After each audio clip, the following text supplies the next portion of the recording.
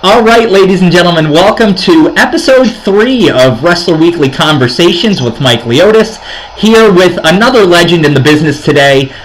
So happy to have him here with me, somebody who I'm glad to call a friend, and former WWE, NWA wrestler throughout all the territories, and president of the Cauliflower Alley Club. Ladies and gentlemen, Brian Blair. Brian, thanks for taking some time with me today. Well, you know something, Mike? I am so excited about being on the third episode of Wrestling Weekly Conversations with Mike Leotis, my friend Mike. And, you know, this is going to be awesome because we're going to get down and dirty and we're going to talk some smack because, you see, I've been from Maine to Spain. I've been deep down in the Ukraine. I've been from... Well, actually, we've spread pollen from New York to Holland, and that's how we created the hive. You see, we've been from ocean to ocean, from coast to coast. We've been north, south, east, and west. And don't ask me who's the best, not until I get in the ring with the rest. So that's how I feel about it. Even at 60 years old almost, I feel like I can still put on the tights and I can still dance, and that's what I like to do. Because you can take the ring out of the wrestler, or you can take the wrestler out of the ring, but you'll never take the ring out of the wrestler, and that's how the Killer Bee feels. Brian, you still got it, my man. I love it. It's like riding a bike. You never forget, huh? No, sir, man. I love to get in the ring. I love to sign autographs for the fans. I love to do all kinds of good stuff. I mean, wrestling is my passion, and I'm sure it's yours as well. But, you know, after... golly, what's it been now, almost 40 years? That's a long time in a business, and you know your heart is just. I guess you just eat, drink, breathe, sleep the wrestling business, especially as involved as I am with the Cauliflower Alley Club, so involved with the Comic Con, so involved with doing matches and helping as many of my colleagues as I can. We do Legends Lunches here in Tampa. The next one is Friday, November 30th, and that's been going on for 16 years now. Cauliflower Alley Club is getting ready to have its 54th reunion in Vegas, April 28th, April 29th, 30th, and May 1st. I mean, there's a lot of stuff happening besides WWE. Oh, yeah, man. There's so many great things out there. And, Brian, you represent an era in wrestling which, as you know, Scotty and I really love to celebrate because we miss those territory days. We miss the days of the different styles of wrestling. And we were talking earlier and talking about how the fans today of today's product can be so critical and harsh. And when you look at the guys that I grew up on, like yourself and so many others, I look at it and we just appreciate what you guys did, for us, because it meant so much to us to watch you guys, and we are obviously big fans. So again, we just have much appreciation for you and what you did. Well, we have to always appreciate the fans, and most of the guys really do, because, everybody knows that without the fans, you'd never have a business to work in, and it's the same thing with football, baseball, whatever.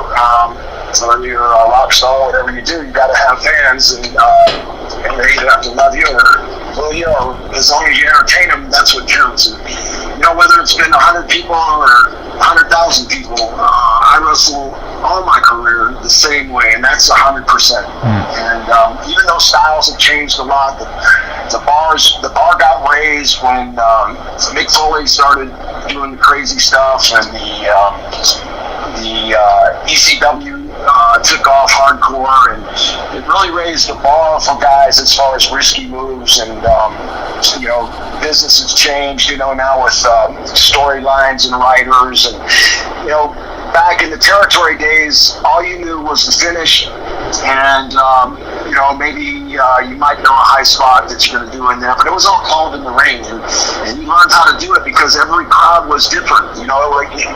People in Tupelo, Mississippi are going to react differently than Tampa, Florida. So you can't have a cookie cutter match all the time if you want to get the most out of your time in the ring and have the best quality match possible, you have to be able to change your style according to the audience, and that's something that's lacking today. Not to take away anything from the athletes, because I think we have bigger and better athletes as time moves forward. No, agreed, and our sentiments exactly. You know, I love, like I said, I was just talking with Steve Regal and talking about how we missed that style of the different styles of matches and the territories and just the different kinds of wrestling that was out there. Again, it takes nothing away from what's getting done today, but looking back at the era of the territories, like I said, I think that's what I miss the most, is the variety and the different styles that there were. Right, exactly. And, you know, the guys before me, even, I was really fortunate because some of the really good talent before me were retiring, and they had like their last matches, Angelo Poffo and Bob Orton Sr. and the Bashans, you know, people like that, Swede Hansen, Killer Carl Cox, Dick Murdoch. I learned from, you know, those guys and the Briscoe brothers, and I watched films from years past, and you know, many old timers, and look at their style and try to incorporate some of the old with some of the new. But I was always more of a, you know, I guess you would say a wrestler's wrestler. Yeah. Not a bunch of crazy. Even though once you're a killer bee, you're a gimmick. But a great gimmick.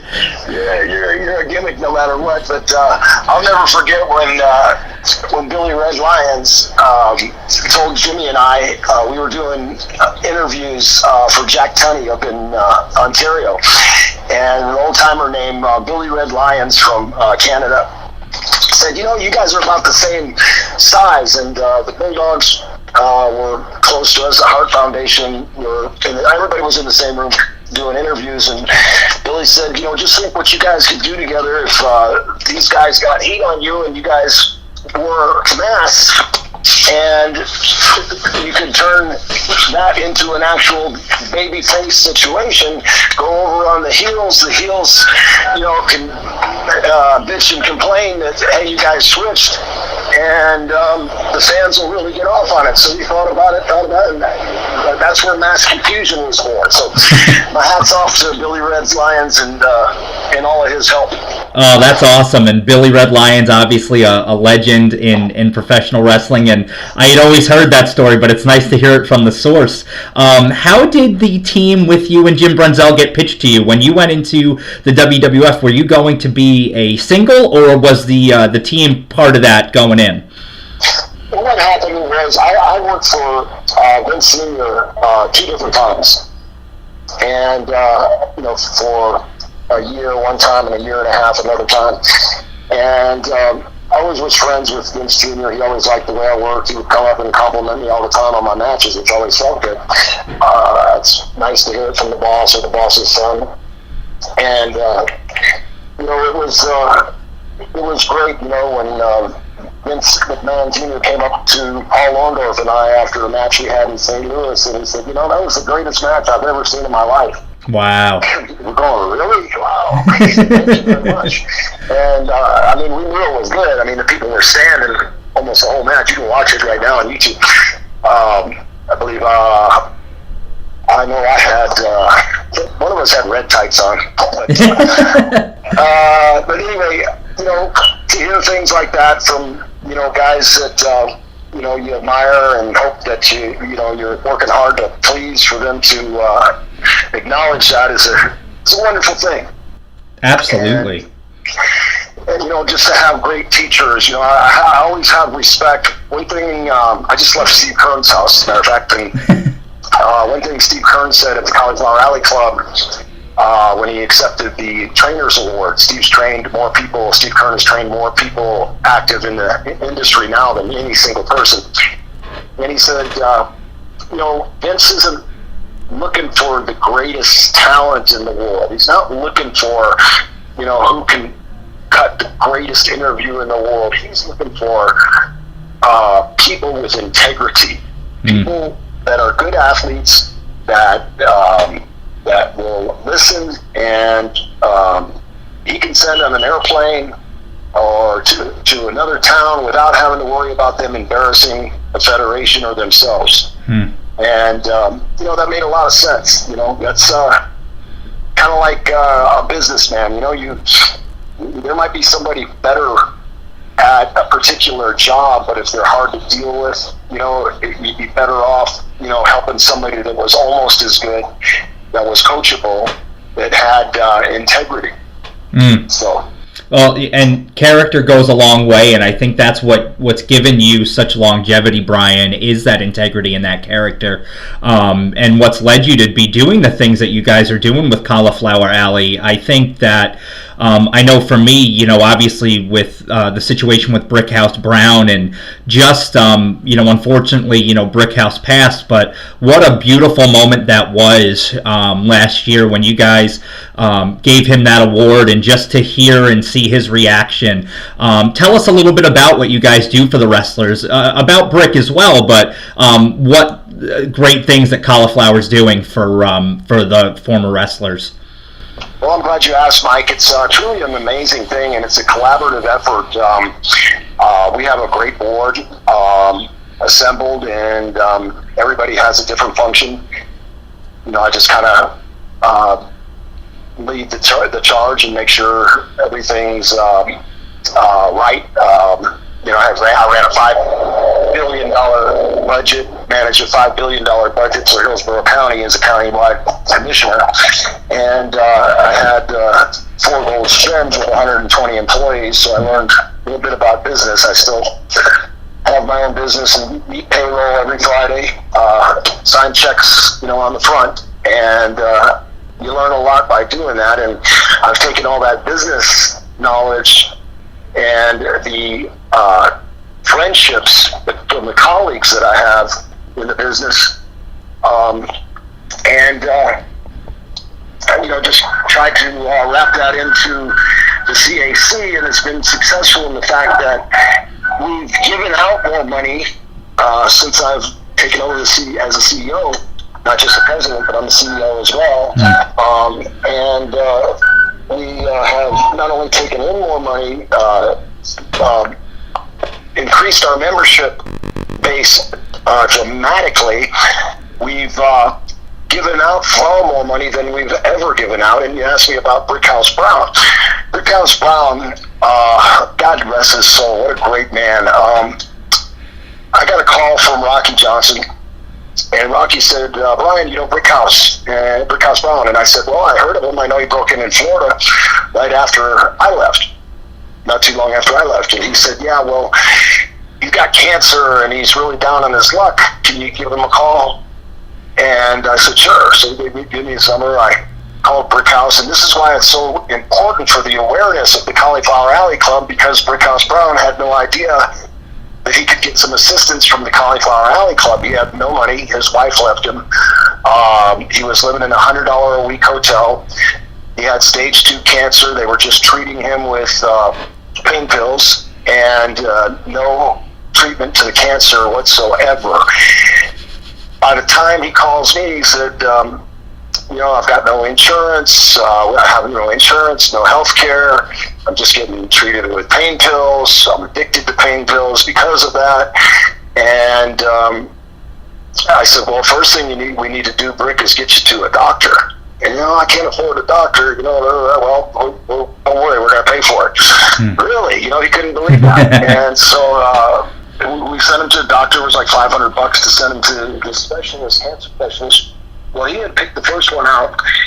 I'll never forget, he calls me back up and he says, oh Brian, you're not going to believe this. I don't know what to do. I'm outside of the doctor's office. He wants me to go into the hospital this evening, and he wants to remove my testicles. And I said, whoa, bro. I said, where'd you find this doctor? He said, I got him out of the phone book, but, I don't know. And anyway, got Bruce Staub involved, one of our attorneys, and to try to speed up his Medicaid and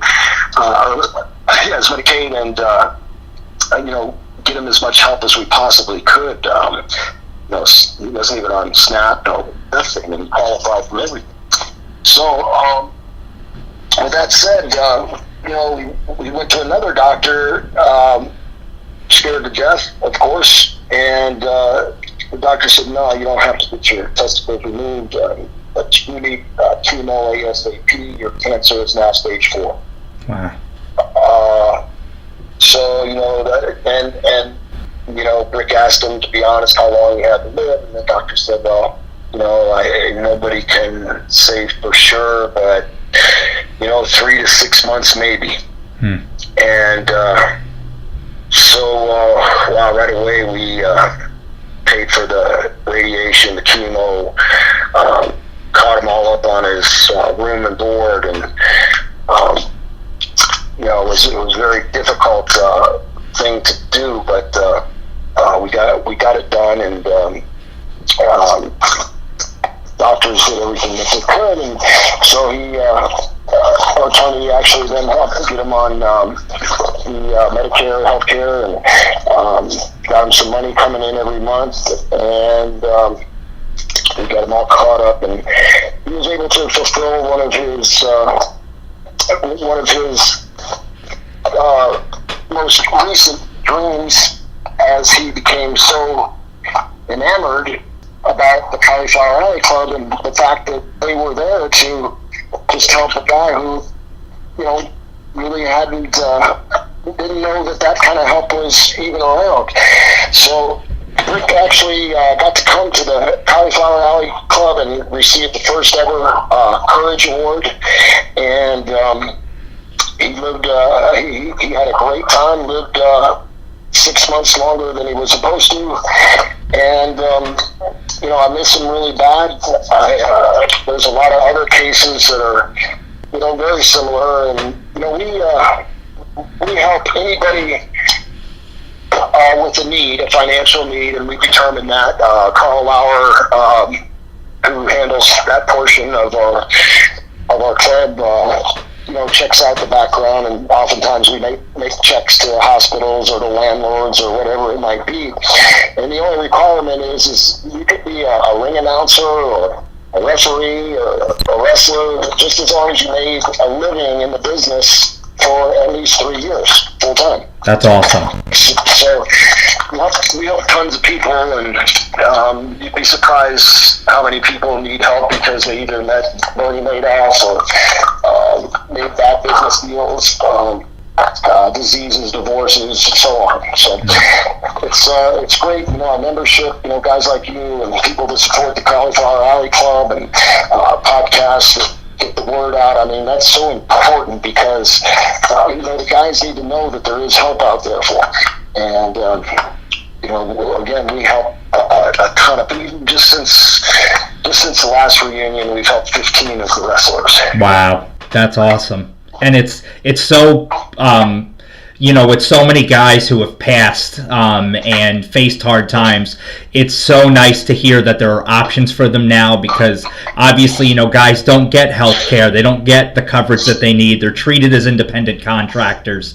And this is just such a heartwarming thing for all the men and women who paved the way for the wrestlers today and who entertained us for so many years.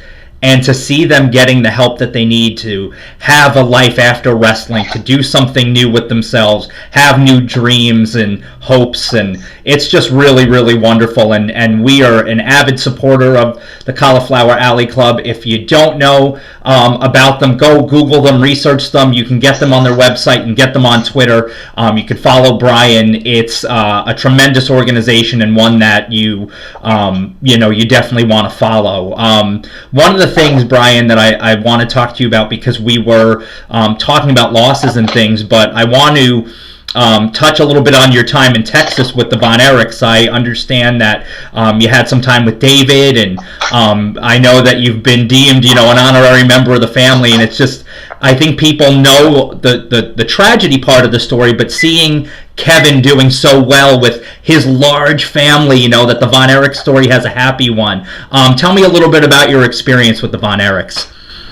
Well, it started out, I was in Oklahoma, and time I was married to the promoter's daughter, Mike McGurk. Yes. Leroy McGurk's daughter and former wife of mine.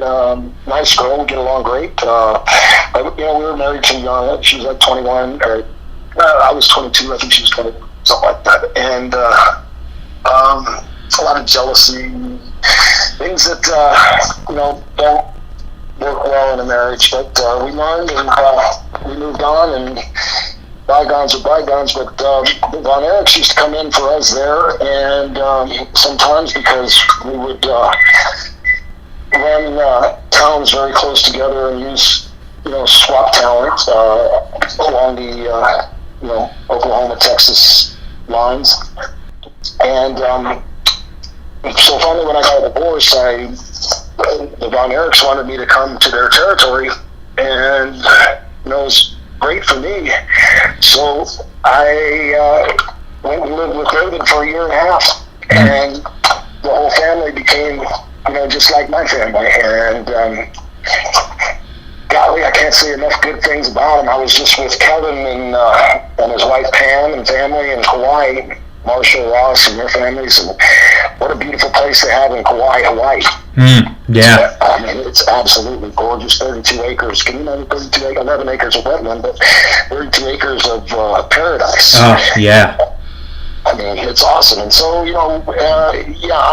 went to, when Doris died, Atkinson, that was like, that really tore my heart apart because, she was very, instrumental in my walk with the Lord, and she was instrumental in many facets of my life, like being a second mom to me. So, and Fritz was like a second dad too. He was stern, but nevertheless he was a good man, and he loved his family so much. I miss all of them. And just so glad that I can still see Kevin. Yeah, Kevin is, I had an opportunity to speak to Kevin a couple of years back. He was gracious enough to spend about 30 minutes talking, and just what an incredible man, and just seeing him doing so well is so happy. And he even said he wouldn't trade it for the world, the happiness that he has now, and it's just incredible to see, and it's a part of the story that I think more people should know about, because we all know the passings, we all know that, but to know that not only were they instrumental so much professionally to you, but so much personally, and we're believers too here at Wrestler Weekly, so the fact that Miss Doris had such impact on your walk with God is so amazing, and we love that here at Wrestler Weekly. It's a big part of us. The one last thing I wanted to cover with you today, I'll actually get to see Brian in person this April. IWF, Independent Wrestling Federation's 22nd annual Loud and Proud event is coming to Nutley, New Jersey this April 2019. Our buddy Kevin Knight runs that. You can follow him at Kevin Knight, and you can catch up on the event at Wrestling IWF. Brian, it's going to be great to have you up here in the Northeast once again. Yeah, I'm really looking forward to that, because that's, I haven't been there in a while. It's been like 4 or 5 years since I've been in the area. As busy as I am, I'm surprised it's been that long, because, we've had such a great following there, and the fans are awesome in that area. So I'm really excited. I talked to Kevin, and Kevin's excited. I mean, he's promoting the heck out of it, and it's 6 months away. Yeah. But that's, or 5 months away. So, I mean, that time, one thing's for sure is time flies. Yes, it does. 5 months will be here before we know it. And I hope to see everybody in the New Jersey, New York area there. Well, we're excited to have you. It's going to be a lot of fun, I think. And again, Brian is available. You can follow him on Twitter at KillerB1B. You can also follow the Cauliflower Alley Club on Twitter as well. Find their website as well. We are going to wrap up another edition here of Wrestler Weekly Conversations with Mike Leotis. So happy to have had Brian Blair on. Thank you guys. Join us again as we have Tom Filsinger from Filsinger Games as our next guest. We'll see you next week. Thanks for joining us.